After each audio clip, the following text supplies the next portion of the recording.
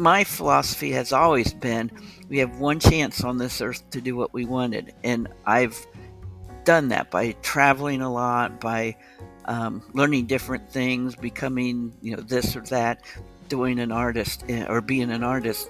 And it's just do it. A lot of people think about things, but probably 98% of them don't do it. Just paint.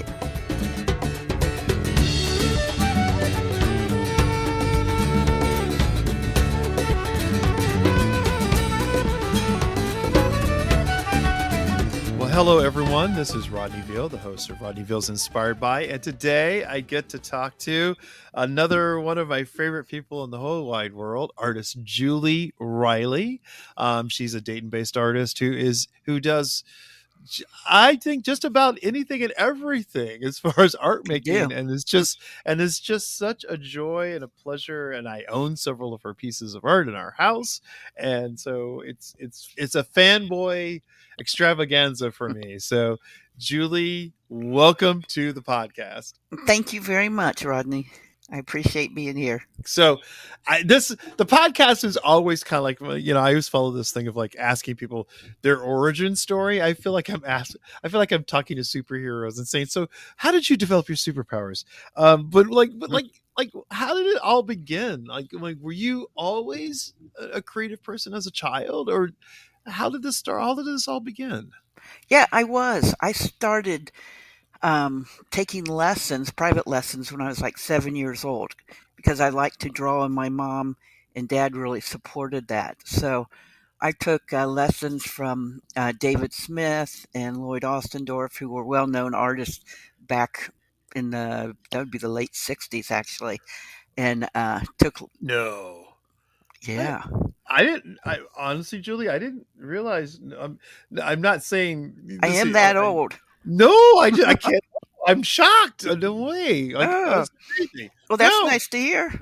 That was a total compliment. I mean, wow. Oh, okay. I was expecting like you were going to say late 70s. No. Oh, okay. All right. No, it would have been in 1968 to be exact. Really. So wow. Yeah. So I took private lessons from them for probably about 7 years or so. And we spent a lot of time just drawing, because back at that point and before that, artists, really believed that you had to get your drawing skills down really good before jumping into painting and stuff. So I appreciate that I was able to get that education, because it really has helped out. But then I went to Dayton Living Arts Center as a kid. Oh, you did? Yeah, which was... I did not realize you went to Dayton Living Arts Center. I did, yeah. Oh, wow. I went there for a few years and took... they had me take a pottery class, which I really wasn't into, but then I took drawing and painting after that, which I love. But yeah, that experience was just something else, particularly for a little kid.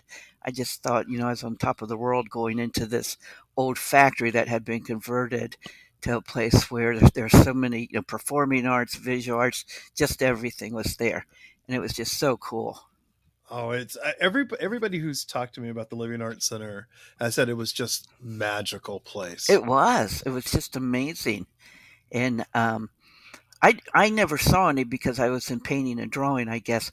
But, some big celebrities for the time used to go there and would work with the performing arts kids and whatnot. And just really neat stories that come from there. Oh, I love it. I mean, you knew, like, this is your kind of, like that thing, like, because I've talked to some folks. There was one, as a matter of fact, the podcast just aired today. Mike Stankovich, who his dream was to be a forest ranger, and he's now a restaurateur and a cocktail mixologist. Yeah. So I mean, did you envision like, I want to be something else other than an artist, or was this like, this is it? For a long time, I wanted to be an anthropologist. Really? And I'm not sure where that came from, because I have no interest in that, and since I've been an adult, so I don't know where that came from. I mean, because obviously, there wasn't like some famous TV show with some anthropologists on it. No. But in the back of my mind, I always wanted to be an artist. And after Dayton Living Arts Center, then I took classes at Dayton Art Institute and moved on then to Sinclair and Wright State. I didn't major in fine arts. I majored in graphic communications, is what it was Oh, called at the time, which is now known as graphic arts, printing, pre-press, all that type of stuff. really? So Yeah. you just, I mean, did you pursue it in the with the intention of like I'm going to work in an office and kind of Yeah, produce? I originally wanted to major in fine arts, but I don't recall my parents saying anything, but I remember being concerned about making money. So I thought I better go into the graphic arts, which did provide me a really nice living. Oh, that's awesome. So where did you like? I mean, as with graphic art, I mean, where did you land with it? I mean, Well, I ended up doing really well. I first was working for some companies in Dayton, and I supervised departments and whatnot. And then I moved on to a company down in Cincinnati. I commuted between Kettering and Cincinnati for about 20 years, and whoa. yeah, it wasn't that bad. You know, it was about a 40-minute drive. So it was Okay, you are a each little bit way. closer. Yeah, so it wasn't horrendous or anything. But the company I went to work for, they were really into the technology of printing and pre-press and all that. And so I managed the departments. And then when this little computer came out in the 80s, the Macintosh computer, I just couldn't get over it. I was just overwhelmed with what it could do. So I kind of changed what I was doing from the graphic arts, and I went into building workflows for businesses, consulting for Apple and Adobe, and I did. We travel around the country, and we would teach different printing companies and marketing graphics firms and whatnot. First, how to use a mouse. You show them what a mouse was, and then how to use it, and teach them how to use the Macintosh in their workflows. So Oh, yeah, so I did that for a long time. I had a business with a partner. It was called Intermedia, and we actually built workflows for businesses that automated the entire pre-press graphics um, process. And I did that, all that between going to Sinclair and working in these businesses and having my own companies and whatnot. That took about 30 years to get through. oh my god! I mean, I had no idea that you were kind of in this other world. I've only known you as as a fine artist, a visual artist, but this graphic world. I mean, with the fact that you said a Macintosh, that just tells for those youngsters out there, it's not an Apple. It was a Macintosh first, and so it's like, yeah, I remember when those came out. Oh, We it were was just unbelievable. it was really game changing. I It mean, was.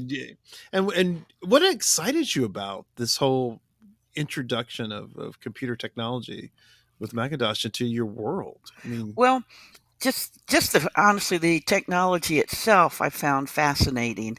Um, I knew people years ago who had computers in their homes, but they were so basic they weren't Macintosh computers. They're all PCs, and it was just so neat, to see the DOS languages pop up and whatnot. And it just once I saw what it could do as they came out with a little more powerful software, and learned how it could affect my industry anyway, I just really got behind it and wanted to use it.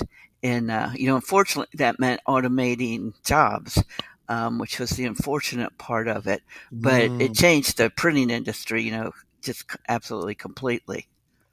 it was the I mean, because you forgive my naivete or lack of knowledge, but I kind of get the impression that printing was a big deal in Southwest Ohio.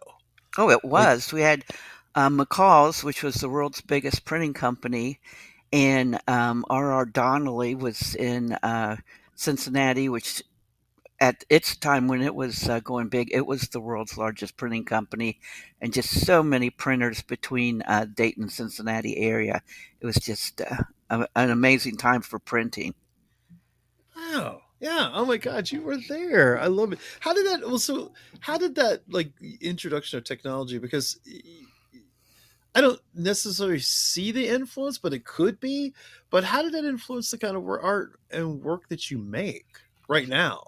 You I know, mean, it's it really hasn't. The technology itself hasn't.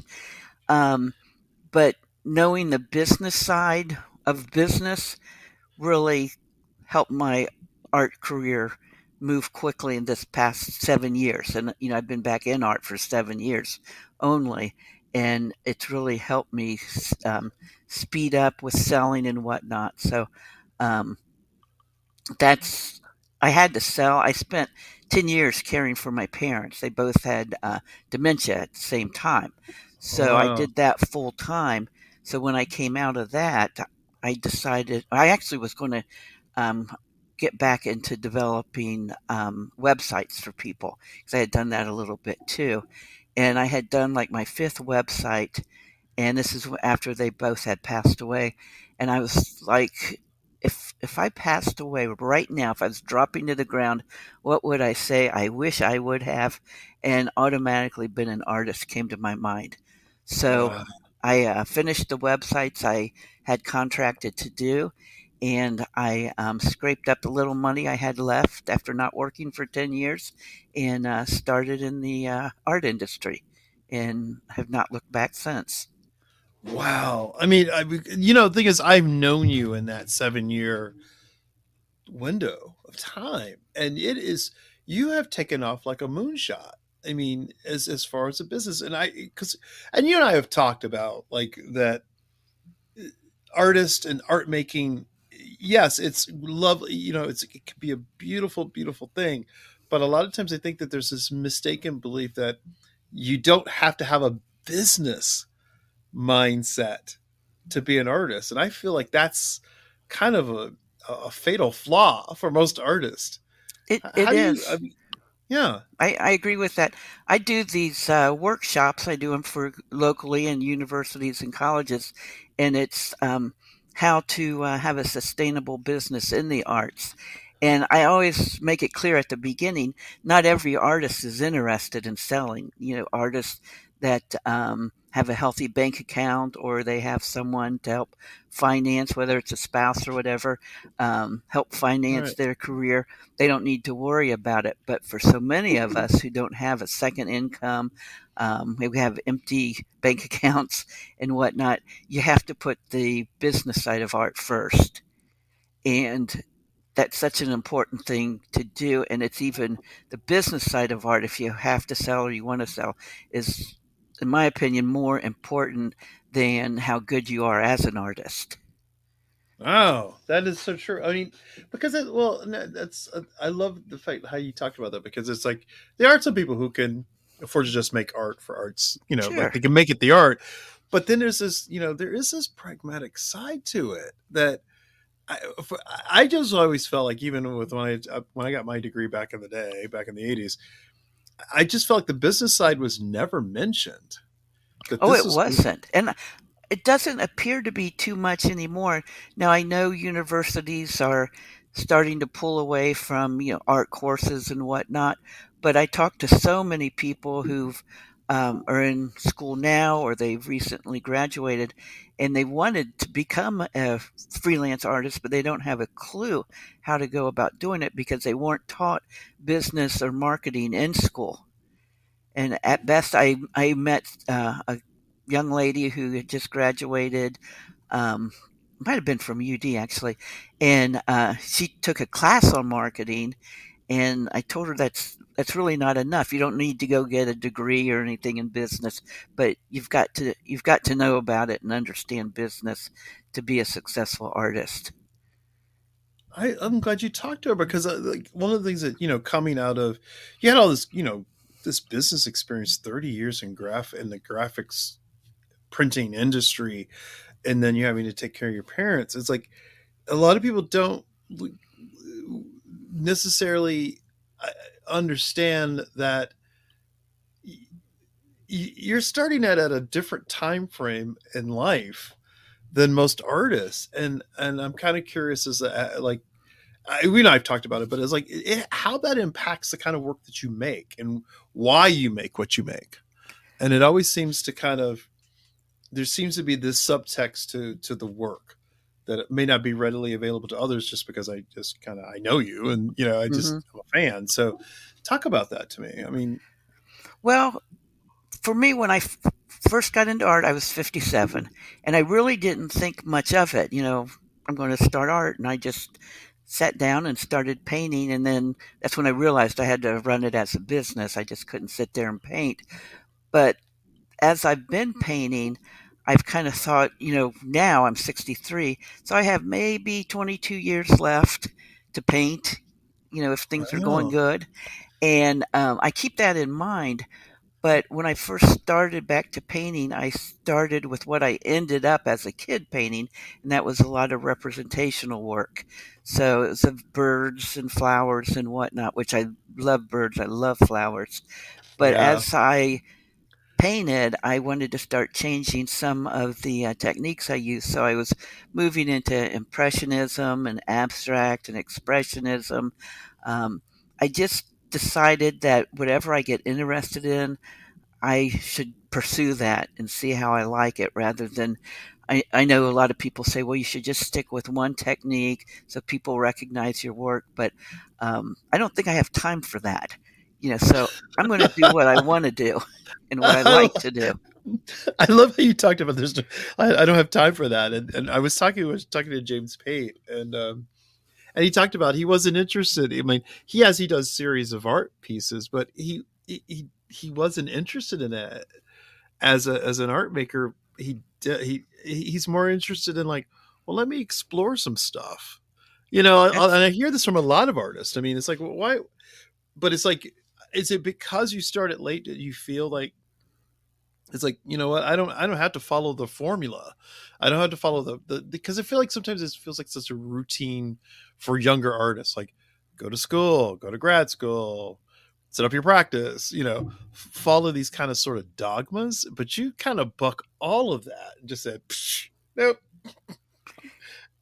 Yeah, I think, and part of what happened to me, I was lucky where I shared some space with Mike Elsall when I first came to Front Street, where my studio is. And I listened to him a lot. He's been an artist for 25 years.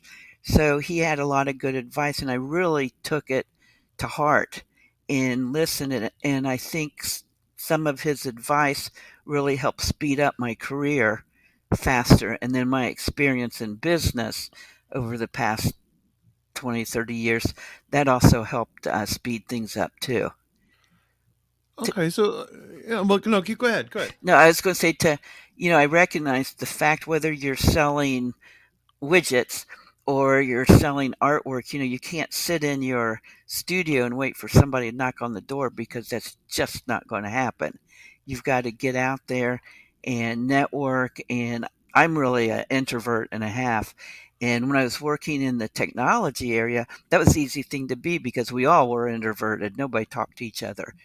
And now I really had to work hard at getting out and going to different functions, the art functions, and networking and and I was so pleased I did it successfully. And it was hard at first; it was really hard, but doing those kinds of things really helped speed up my art processes. And plus, I was introduced to new art, and you do get influenced by that too. So that helped a lot. Well, I'm kind of curious if like I'm wondering because Southwest Ohio, but then Dayton is so rich with artists, and you can almost and art makers. You can't walk down the street and not trip over an Oh artist. yeah. I mean, like how? I mean, what's that like in the early stages? What was that like? Like you're basically in this giant ecosystem that's pretty big. Well, it was a surprise to me because I had been out of that field for so long, even though I was in printing, graphic arts, that type of stuff. But I had been away from artists for so long. So when I got back in it and I just started meeting different artists, I took a couple workshops and there were artists who have become great friends there. Moving into Front Street here, I've met a ton of artists and then going, to DSA, meeting more artists. I even at a certain point started just posting on Facebook for if anybody's an artist, come to the patio on a bar or something and we'll talk about art. And that was real successful because artists want to meet other artists, although there's tons of us here. I mean, it's just Mm. amazing to me. But they all want to meet each other and get to know each other and grow the artist community. And I think it's continued to grow that way. I think you're such a great advocate for that. I see you out, and I would never have pegged you as an introvert's introvert, I Julie. am deep inside. Not that deep inside, I should say. I really am. I would never pick that because you seem to have navigated it so naturally, and that's why I'm kind of surprised by that because it's like, well, there's Julie. She's out. She's very gregarious and meeting people, and I'm in this business of like meeting folks and being out and being very Yeah. introverted in that sense. And so it always surprises me. I'm like, when I hear people say that, I go, huh, that's not the vibe I get, so to speak, from Yeah, you. I don't know if it would have been different if I started out young and in a career. I probably wouldn't have been going out to do networking and going into a gallery or something, seeing if I can get my art in there. But I think as you get older, in a lot of respects, you have more confidence in yourself. And although I'm shaking on the inside, on the outside, I can do it. That's good for people to hear because I Yeah, think a lot of people, because it's like it is, it's already fraught making art that you are exposing yourself in many ways yeah, exactly. to this very, very personal experience, like creating. And so when you're in the creative process, what do you like? Because like I said, like, I love the fact that you experiment and there's no sort of like, oh, I am only going to do this. And you talked about that. It's like, I mean, how liberating does that feel to you to be? Are you aware how liberating it is, or do you just say, yeah, I'm this age? There's that thing there, that when turning 50, you just don't care. There's another word I'd use for that, but Yeah. but is that, or is it just something else? Well, I kind of think it's something else because I'm a private person. So it's taken me a while to get to the point where I want to paint with real meaningful subjects. I want somebody to look at a painting and really become emotional through it. Now, I have had that with even florals that I paint, a couple kids' paintings that I've done that have been really emotional for people, but I want it to be more emotional for me. And I started that by doing I was going to do a series of mental health because my dad was mentally ill and he was, had serious suicide attempts. And so as a kid growing up with a parent that was like that was really tough. But I found as I started painting those that I was going down a rabbit hole because it was kind of a bleak black thing to paint about mental illness like that. So I decided I put that aside. I'm still going to do it, but I put it aside. And I still want to do things that are emotional for me that I can't share with people. You know how it's sometimes hard verbally to share. And I want to do that. And I want my paintings, my forthcoming paintings, to show that. I'm Bonnie Miles, Membership Coordinator of CET. Thank you for listening to Rodney Veal's Inspired By. This podcast is a production of CET and ThinkTV, two local PBS stations. As PBS stations, the work we do online, on air, and in the community is supported by listeners like you. If you're enjoying the show and would like to support our work, please consider becoming a member at cetconnect.org or thinktv.org.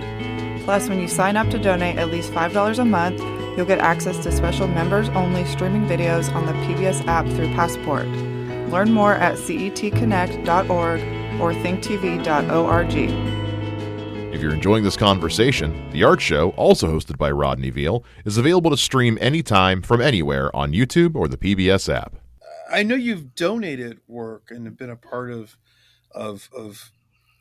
you say very because you've been private, but then you've done things in support of charity towards Alzheimer's research and you know what I'm saying, like you're not one to shy away from that personal having an impact on the community. And I mean, talk about why that's important for artists to do, because I feel like sometimes artists think, oh no, I can't, but I think it's really important and necessary for art to be connected towards these things that we don't necessarily always attribute them to. Yeah.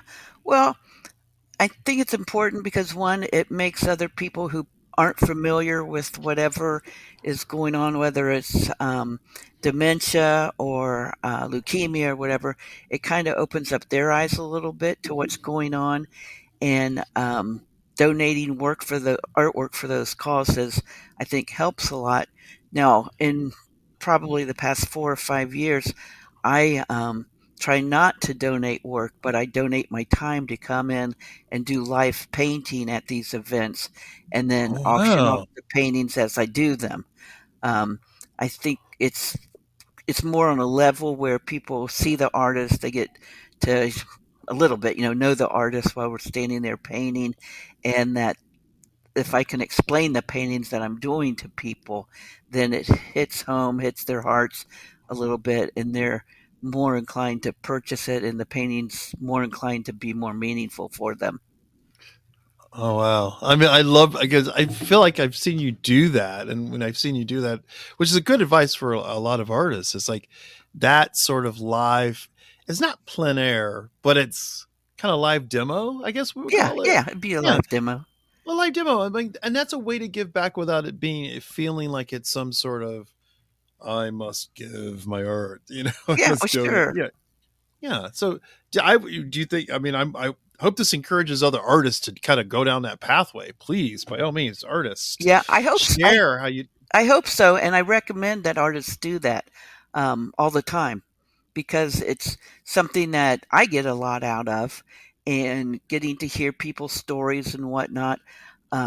This is a little different, but I recently helped another artist with teaching a class, and we worked with neurologists, brain doctors, and their patients, and their patients. We're all terminal, but we work together on paintings that are going to be hung up at Premier in the ICU unit of the neurology department. And to be able to, that's one type of charity I like working, when you're working with patients and whatnot. So to be able to work with the patients, their doctors, and the patients' families is just so emotional and enjoyable at the same time. It really means a lot. Oh wow, that is wow, wow. Because I always think about um, I think about those kind of connective threads because there was a an artist that I when I went to grad school at Ohio State, who she was working with uh, patients who had suffered traumatic brain injuries from the wars, from any armed conflict, and she was working with them and their with technology to kind of help them regain motor skills through the usages of sort of almost like infrared technology. Well, Using it was so powerful. I was like, oh, there's a different sort, like there's a different way to get that kind of satisfaction, oh, there is. so to speak. There is. I worked for a couple of years for We Care Arts, and my job was to go to Miami Valley, downtown and south, and I would do art with the cancer patients who were receiving infusions, and then I would go do. I wouldn't do art with the downtown patients. They were terminal, but I would go and give them art and talk to them. We spent most of the time talking, and it's just they appreciated the art. The family appreciated the art because for some of them, it's kind of like a legacy. And again, you just feel so different about your own artwork when you're working with people in situations like that. And it's just such a lovely feeling to be able to do that. Oh man, yeah. Oh, it's such a cool thing. So I'm shifting gears just a bit, but it's still in the frame of this conversation. Is like when because now because I remember like just recently you just did um, a sort of a group talk, sort of one of those sessions. I'm searching for words that Yeah. didn't you just do something at DSA where you were Dayton Society of Artists where you Yeah. talked about the business of art? It was through DSA, and we did it at Wright State and talked about the business of art to students and then adults, older adults and whatnot were there. We had a really nice audience. Yeah, so I have a question. What was the number one thing that they had a misconception of about the business of art? Out of curiosity, that Um, would surprise you. that they have to work to get their clients in, that when you paint and you're selling, you probably paint 50% of the time and you market and do your business 50% of the time. It's not as It's not lovely it's and not as cool. glamorous. No, it's not as glamorous at all. You're not painting all day. But I think a lot of them were surprised by that. And another thing, and I've had several people tell me, just two yesterday, that they were surprised that they should acknowledge people when they come into their studios or look at their art in a gallery. Their thought was they could say hello and that was it. And I Wow. yeah, I mean that's a lot of people. And I explained to them that they need to kind of bring that possible client into the painting. If they see someone looking at a painting, start discussing that painting and why you painted it with them, and ask them what that painting means to them. Um, so it's kind of that communication stuff or lack of it is what most people come away with and are really shocked by it.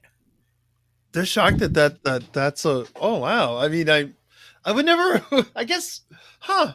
I mean Yeah, like I said, there were two people just yesterday talking about it with me, and the one said she used to sit in her studio when people came in and maybe say hi, and now she goes up and greets each one and shakes their hand and talks about her art to them and kind of directs them to a piece of art maybe they're interested in looking at. And another one, same thing. She said she would just say hi when they walked in, but now if somebody's looking at a piece of artwork, she goes over and talks to them about it and what made her paint it and whatnot. And just a lot of artists do not do that.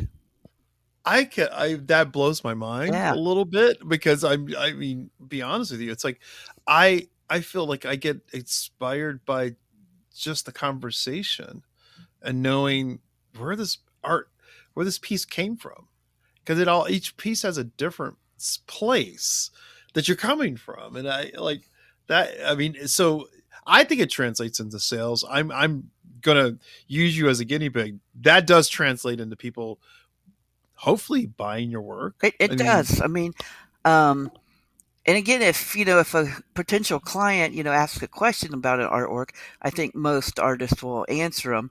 But to start the conversation, they're not really good at that. This was the first show I was in, and I had this painting of it's an abstract bird. It was really cool, and I painted it because I had the idea and I thought it was cool. And this might be sharing too much information, but oh, let's go for it. This is oh, what a podcast is for. uh, That's what we love about this it. is what I did. That so that was the only reason I painted it. I thought it was cool. And a lady came up to me and she told me she was interested in this painting, and I went over and looked at it, and she goes, "Now tell me the story behind it." And I had no story. I just painted it because it was cool, but I knew I had to come up with some sort of a story. So I made Well, up a story right on the fly at the moment and told her why I use these certain colors and I just used them because I liked them. I mean, there's nothing behind this particular painting, and that's not always true anymore. But Right. I told her I used different blacks for these different reasons and whatnot, and she loved the story and she bought the painting. Oh my God! So that is kind of that's a clue to all of our creatives out It there. is really, There's like it's you even this even something you don't think is going to impress them will, and because they're mystified by us creatives. oh We're yeah, like we're like different kinds of beasts to them. exactly. They're like, We all are. yeah, no, they're like, what's up with you guys who like make art out of seemingly thin air, but it really isn't because there is, there are skills, there are techniques, Oh there yeah, are things to explore, and I just feel like sometimes that doesn't get always translated, to the average person. yeah. It's absolutely right. And the longer I've painted, the more I've painted things for certain reasons and whatnot. So my stories come quicker because they're honest, and unlike the first one. And Well, there's a degree of honesty to the first one, Julie. Let's be honest about that yeah, a one. little bit. A little bit. So it's like so. My thing is like, like I said, 7 years. Like you've gone from just painting, and if anyone are driving around Dayton, you have a van. I You have a van. do. That I love that. I'm like, she is not the coolest person in the world. She's got her own. She's got her own vinyl covered van. I did. Well, I did that. After COVID. I mean, it was still going on. It was probably 2 months into COVID. And I was like, man, I still have to pay art because I've got to pay bills. So I still have to do art because I have to pay bills. So I was trying to decide what to do. And I had been looking for a van and I decided to get it wrapped. So I bought a little older van so I could afford to get it wrapped. And my business skyrocketed during COVID. Oh Really? my goodness, it was insane. And I offered people were calling the number off the van, and then some clients that have already worked with me were calling as well. But so I offered to deliver it and set it on their front step so we didn't have to come in contact with each other. And I did very well selling artwork, but I was making even more from tips. Um, People really wanted to support artists then, and I think a lot of them didn't know how. But because I was out there and driving around, and people saw this bright Wow. turquoise and red van, they would call and order pieces of artwork. I had done a lot of small pieces of artwork, to keep the price down for people and whatnot. And I was out making deliveries and painting every day all through COVID. No way. Yeah. That and so that I did not know that was the backstory behind the van. Yeah, that's why. And I just decided to keep it. And still get calls. I'll get a call. I had a phone call one time, and it was the lady behind me. I was at a red light, and her son wanted to go to art school, and she wanted to talk to me about art school. And I have people who call to see about getting commissions done and all kinds of things. I mean, I regularly get calls and occasionally emails, but mainly calls from people. Wow. So this is proof positive, folks. My art, because I know a lot of artists listen to this podcast, and I know a lot of arts patrons do as well. This is proof positive. Yeah, yeah. It's like the field of dreams. You build it, they will come. I mean, you just because you don't know. It's like you don't. It's like you can't. This is a big world. It is a very, very, very, very big world, and there are people who want to engage with art. They do. I love. I took it to Pittsburgh once. I was just going there to visit with a friend and ended up selling a piece out of the van. Somebody saw my van and wanted to buy a piece of artwork. So it's just, Like right there on the street. yeah. So, Oh my God. yeah, I so it's love, pretty amazing. love. And, I recommend for those that can't afford to have a van wrap because it is expensive, at least get a big magnet on the side of your car and put your information on there. This is good advice. That's my whole thing. It's like, like you just don't know. And you I, don't. oh my God. I love it. So like, cause I remember like when you moved into, cause the space you're in at Front Street now, is not the space you started with, No, correct? So you started like I love, and I'm. This is my thought process. You chose the most perfect location, I location. did. And I It's try not to talk about it too much with the other artists here, but yes, I did. well, I mean, I'm like, let's be very clear, and also too, you know what? When I love your dog. I love the fact that I can, when I come, when I walk, I go, oh, I gotta stop and see Julie, and I gotta see the dog, and I'm Oh, like, this is, yeah, your doggy, your fur baby is precious, and you have and that's another thing is for artists and art makers, your studio space is an important place to meet folks. it is very important. And, it's funny because when I first started having clients coming in here, we're open to the public on first Fridays. I would just clean up my studio so that it was sparkling clean. And it was one first Friday, I didn't get it cleaned up. It was kind of messy. And people loved that because they love to see what I'm working on. And that kind of makes sense, but I hadn't even thought of it. So now I don't clean my studio very often. Sometimes, okay, this is like, so the antithesis of what our parents tell us: clean your room, make sure everything's nice and tidy. That sometimes it's not chaos because it's what we do. Art is messy. Visual Yeah, art is make. I mean, right. I weave with paper, so I am surrounded by strips of cuts of pieces of paper. I mean, it's just I kind of revel in it.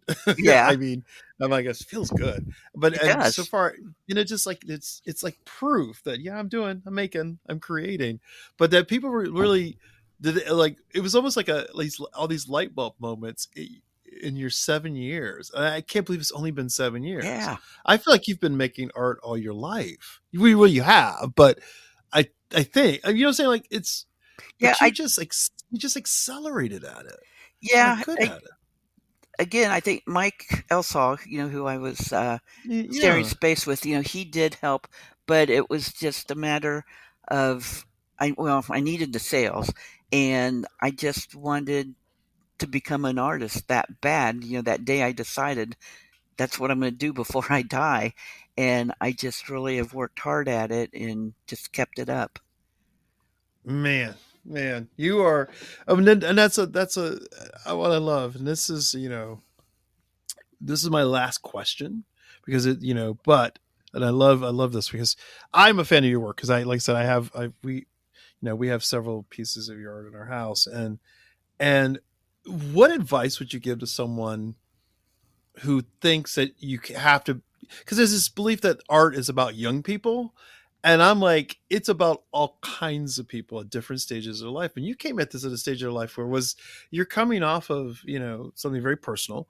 What would your advice be to someone who would think that they're past the point of being an artist or creative? What advice would you give them? Well, I tell a lot of people this of different ages because I've had kids that have been out of college for 3 or 4 years and didn't pursue their art degree, and they think they're too old to pursue it now, and they're only 27 years old. How do And you think that? I don't know. I don't get it, but I hear that Okay. a decent amount. But older people, will come by my age, a little younger than that, will come into the studio and they'll say, oh, I wish, I was an artist or I pursued this or I draw or paint at home. And I tell them just to get out there and do it. Just start painting. And if they're sincere about wanting to get into the art world, start finding art shows, art talks, whatever, and get out there. My philosophy has always been we have one chance on this earth to do what we wanted. And I've done that by traveling a lot, by learning different things, becoming, this or that, doing an artist or being an artist. And it's just do it. A lot of people think about things, but probably 98% of them don't do it. And just paint and show, like people will come to Front Street here and they'll bring their paintings. They're not professional artists or anything. They're just doing it at home. And, I try to get them, go to a local restaurant, see if they'll hang your artwork up. just do something. Do something. But I love that because, and I love what you said about, you get one go around. Yeah, That's it. One, uno. And so you've got to maximize it and know that it will manifest what it needs to manifest. I think I always say, because I taught at Stivers and I taught at Sinclair, and it's always, and I always use the phrase, it's like it's not the end result, it's the journey. it is. It definitely is that. Yeah, and you've proven that the journey doesn't have to start when you're a teen, because we have this youth obsession in this society, and I wish we would stop that. I think we're, because you are proof positive that you're producing art that speaks to people universally, and yet that the hard work and the hustle matter.